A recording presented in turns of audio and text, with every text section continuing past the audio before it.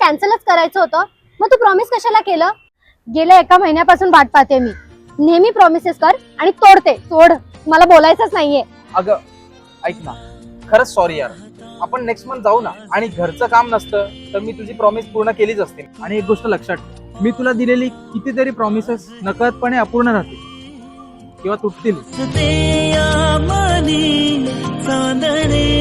पण तुला एक प्रॉमिस मी नक्की देईन जे कधीच तुटणार नाही. ते म्हणजे मी तुझी साथ कधीच सोडणार नाही.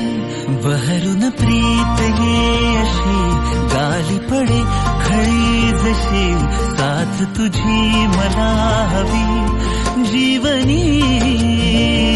अहो सोडा मला, जाऊ दे. कुठे? आज वटपौर्णिमा आहे ना. या जन्माचं प्रॉमिस तर तू पूर्ण केलंस. आता 7 जन्मासाठी मागायचंय तुला.